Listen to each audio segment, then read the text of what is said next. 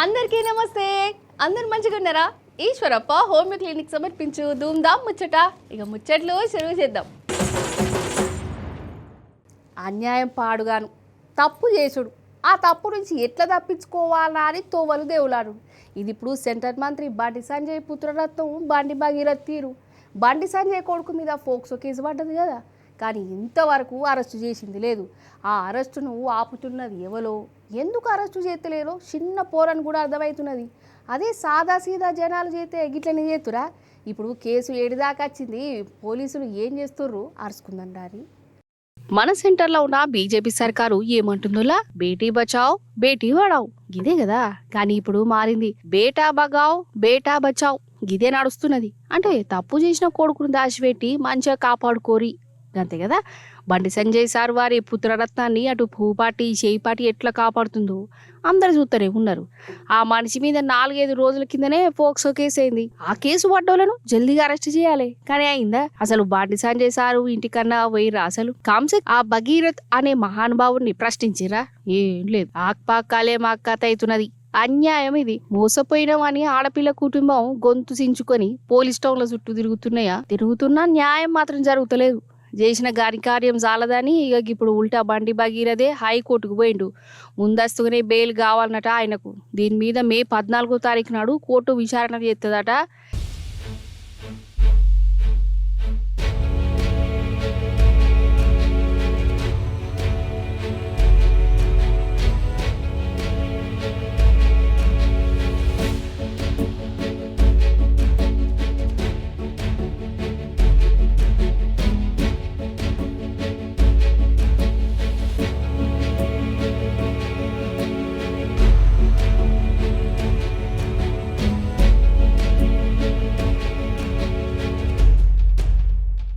కాదు, తప్పు చేసింది బండి భగీరథే. తప్పు చేసినా అని ఆయనకు కూడా ఎరికే, కానీ ఉల్టా ఆ ఆడవిల కుటుంబం మీద కేసు పెట్టిండు. ఇక జనం అందరూ గరం అయ్యే వరకల్లా ఇక ఇప్పుడు బెయిల్ మీదకి వచ్చిండు.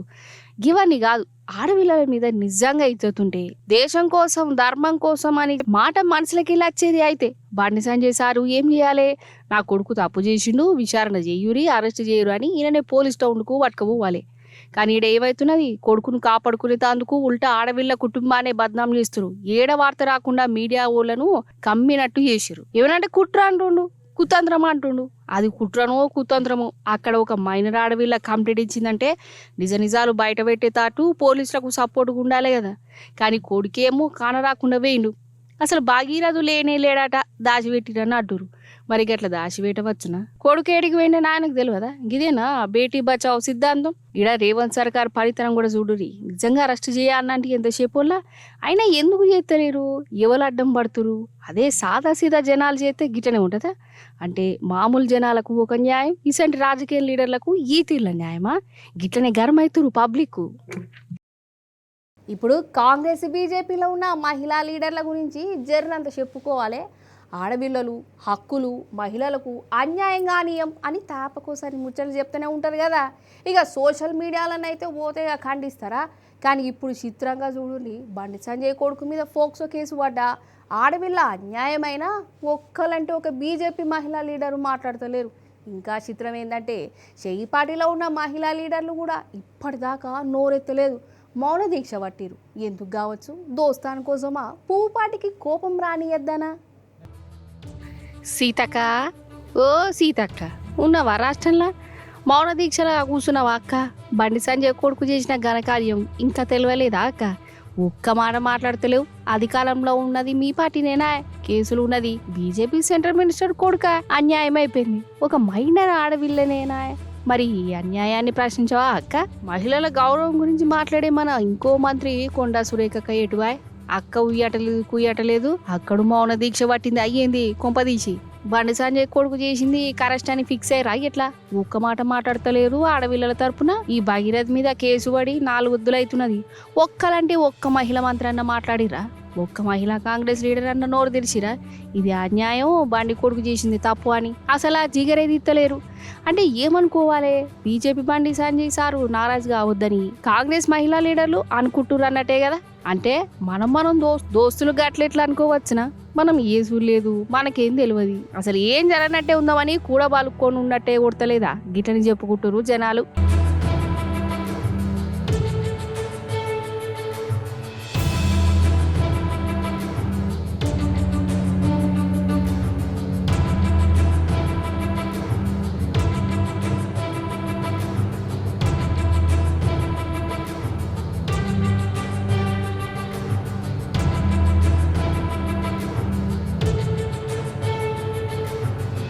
ఇక ఇప్పుడు పువ్వుపాటి మహిళా లీడర్ కాడికి వద్దాం. భగీరథ చేసిన పనే వేరే ఎవరన్నా చేస్తే వాళ్ళు ఊరుకుంటారా?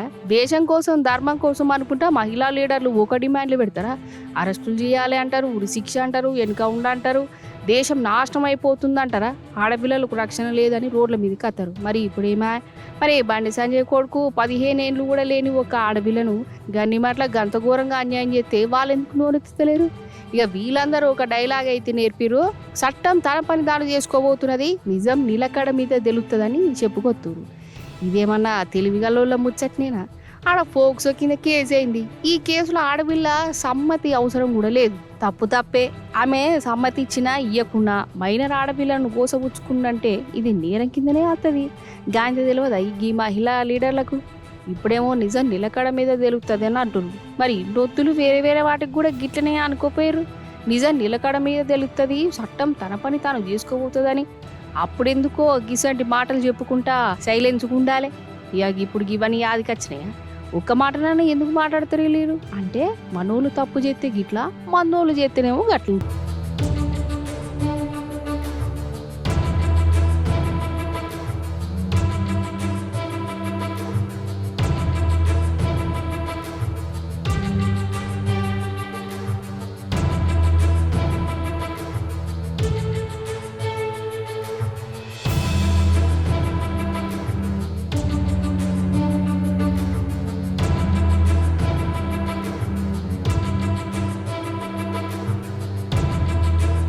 ఎట్లున్నదంటే నేర్యాత్మానంగా పాపం ఆ మైనర్ ఆడపిల్లను సోషల్ మీడియాలో గోసపుచ్చుకునే బ్యాచ్ని తయారు చేసిరు.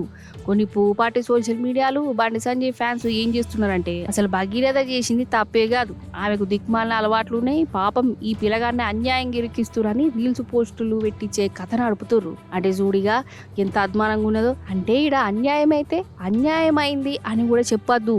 అట్లా చెప్తే ఉల్టా కేసులు బద్నాములు. గిదేనా కథ? నిజంగా మొదటి సంధి ఆడపిల్ల తరపున నిలబడ్డది బీఆర్ఎస్ పార్టీ. బీఆర్ఎస్ మహిళా కార్యకర్తలు లీడర్లే ఆ ఆడపిల్లలకు న్యాయం చేయాలి, బండి భగీరథను అరెస్ట్ చేయాలని దినాం రోడ్ ఎక్కతనే ఉన్నారు. జరిగిన అన్యాయాన్ని లోకాన్ని ఎరిక చేసింది వీళ్ళే.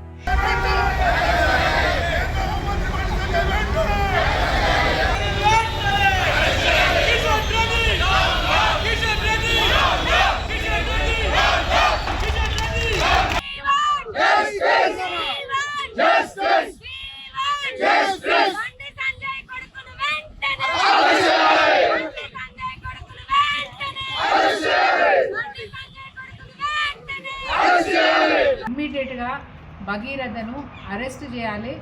ఒకవేళ పారిపోయిండు దొరుకుతలేడని మీరు మాట చెప్తే లుక్అవుట్ నోటీస్ ఎందుకు ఇవ్వలేదు మీ డిపార్ట్మెంట్ అని అడుగుతాను. లుక్అవుట్ నోటీస్ ఇవ్వాలి కదా, ఎందుకు ఇవ్వలేదు? అసలు ఇట్లాంటి కేసు నమోదైతే 24 గంటల లోపల కోర్టులో హాజరుపరచాల్సిన అవసరం ఉంటుంది. ఏప్రిల్లో ఎఫ్ఐఆర్ చేస్తే ఈ రోజు వరకు కూడా భగీరథను ఎందుకు అరెస్ట్ చేయాలని అడుగుతున్నాం. అంటే బండి సంజయ్ గారికి మీకున్న దోస్తాన వల్ల, కాంగ్రెస్ పార్టీకి బీజేపీకి ఉన్న దోస్తాన వల్ల ఈరోజు ఈ కేసును పక్కకు పెట్టే ప్రయత్నం మీరు చేసినారు. ఇటు ఎర్రజెండా పార్టీ మహిళా లీడర్లు మహిళా సంఘపోలు ధర్నాలకు చుట్టూరు రాస్తా రోకోలు చేస్తారు బండి సంజయ్ కొడుకును అరెస్ట్ చేయాలని. కానీ ఉల్టా పోలీసు వాళ్ళే వీళ్ళ మీదకి దౌర్జన్యానికి పోతురు. ఇవాళ బండి సంజయ్ గారు ఆయనేమో కేంద్ర మంత్రి, అందున హోమ్ మినిస్టరు, అంటే పోలీస్ డిపార్ట్మెంట్కి ఆదేశాలు ఇచ్చే స్థానంలో ఉన్నాడు. ఆయన కొడుకు మీదే ఆరోపణలు వచ్చినాయి. అంటే పసిపిల్లలను అడిగినా చెప్తారు. ఈ ఆరోపణలు వచ్చినప్పుడు కొడుకు మీద యాక్షన్ తీసుకుంటారా? పోలీస్ డిపార్ట్మెంట్ ధైర్యం చేస్తుందా? చెయ్యదనేది అర్థమవుతుంది కదా. అట్లాంటప్పుడు చేయాల్సింది ఏంటి? నిజంగా నీతిగా నిజాయితీగా ఉండే మనిషి అయితే రాజీనామా చేయాలి.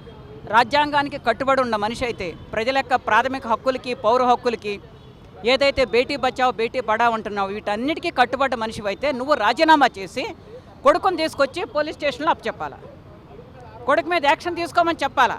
లేదు నా కొడుకు సత్శీలుడు అని చెప్పేసి చెప్తున్నాడు. సత్శీలుడు అని సర్టిఫికెట్ ఇవ్వాల్సింది తండ్రి కాదు, పోలీస్ డిపార్ట్మెంట్ ఇవ్వాలి, ఎంక్వైరీ జరగాలి, విచారణ జరగాలి, విచారణలో కోర్టు తెలుస్తుంది. అసలు వీళ్ళు బయటకు వచ్చి ధర్నాలు చేస్తేనేనన్న కేసు విచారణ అని రేవంత్ సర్కారు ఒక అడుగు ముంగడికేసినట్టు చేసింది. లేకుంటే అది కూడా వేయకనే పోవు కావచ్చు. ఎంతైనా దోస్తులు నారా చేయవద్దు కదా. అందున బడేబాయి పార్టీనేనా ఇట్లనే అంటూరు పబ్లిక్.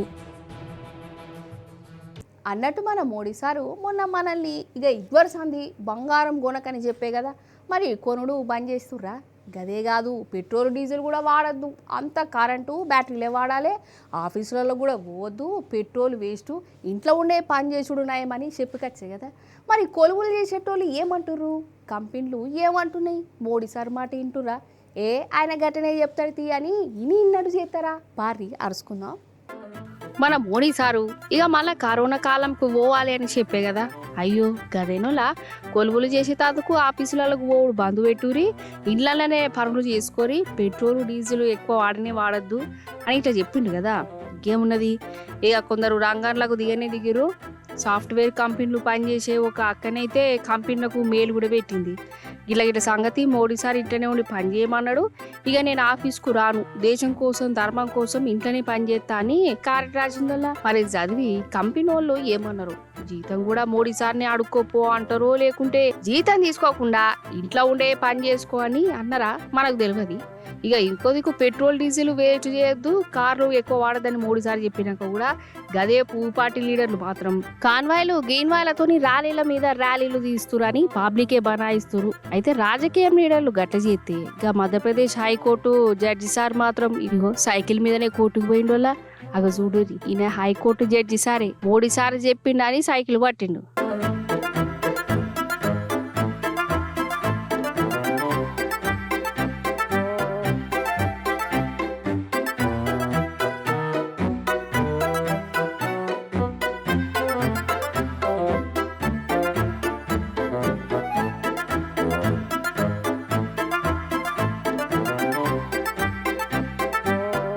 కానీ మోడీ సారే ఇంకా ఈ రూలు పాటిస్తలేరని అంటున్నారు. మోడీ సార్ రాష్ట్రంలోకి పోయి టూర్లు వేయని వేయబట్టి మరి పెట్రోల్ డీజిల్ వేస్ట్ అవుతలేదా? అందుకే జనం ఏమంటున్నారు అంటే, సారు మమ్మలను ఇంట్లో ఉండే పని చేసుకోమంటున్నావు కదా, జర నువ్వు కూడా గట్టిని చేశారు, ఇంట్లో ఉండే ఆన్లైన్లో సభలు పెట్టుకో, ఇంట్లో ఉండే రాష్ట్రాల ముఖ్యమంత్రులతో మాట్లాడు, ఇక విదేశాలకు పోవుడు బంధు పెట్టి వర్క్ హోమ్ కింద ఇంటనే ఉండి ప్రపంచంలో ఉన్న దేశ అధ్యక్షులతోని ప్రధానులతోని కంప్యూటర్లని మీటింగ్ పెట్టు సారు, దేశాలు రాష్ట్రాలు పట్టుకొని తిరుగుడు ఎందుకు సారు, అప్పుడు మస్తు సామాను మిగులుద్ది, మనకు ఖర్చు కూడా మస్తు తక్కువ అవుతుందని అంటున్నా.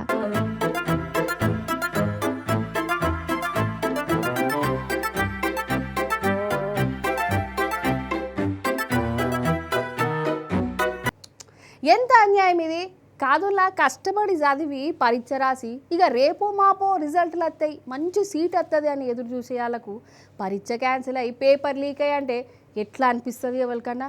పగలు రాత్రి చదివిన వాళ్ళు పేపర్ లీక్ అని వార్త వింటేనే వాళ్ళ మనసు ఎంత తక్లీఫ్ అనిపిస్తుంది. అగో ఇప్పుడు గట్లనే అయింది. ఇక డాక్టర్ కోసం చదివే నీటు పరీక్ష రద్దయిపోయిందట.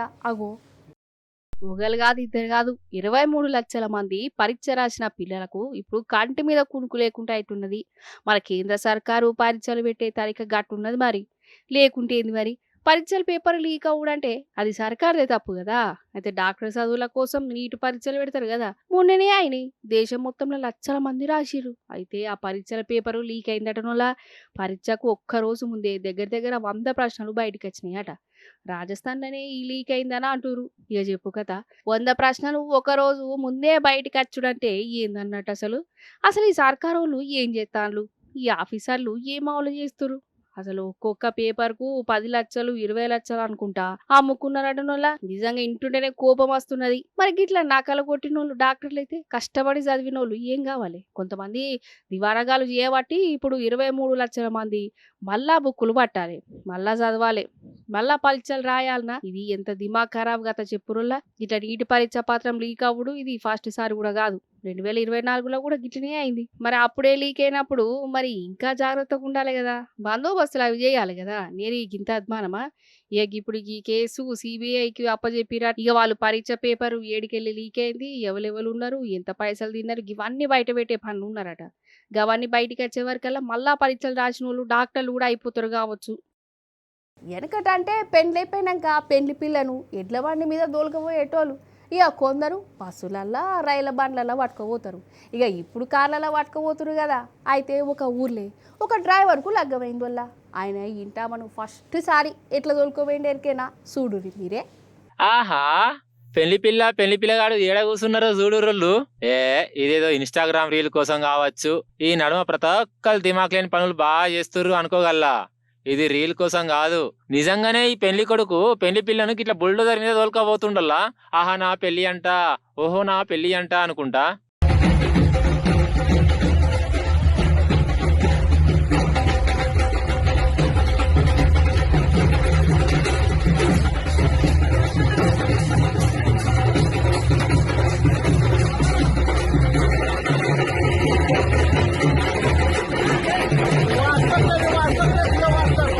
అయితే పెళ్లి పిల్లగాడు రాజస్థాన్ రాష్ట్రాన్ని ఉంటాడు. ఈయన బుల్డోజర్ డ్రైవర్ అట. లగ్గం కుదిరింది, పెళ్లి చేసుకున్నాడు.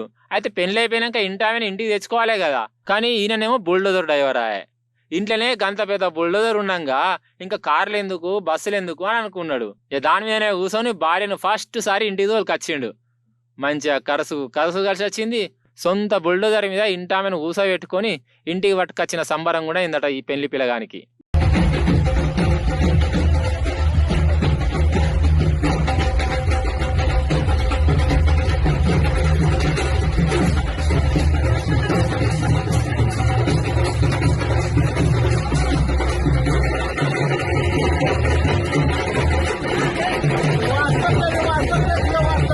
చూసారు కదా గిరికి వాళ్ళ ముచ్చట్లు. మళ్ళీ చెప్పారి మంచి మంచి ముచ్చట్లు పట్టుకనత్తా ఉంటా మరి.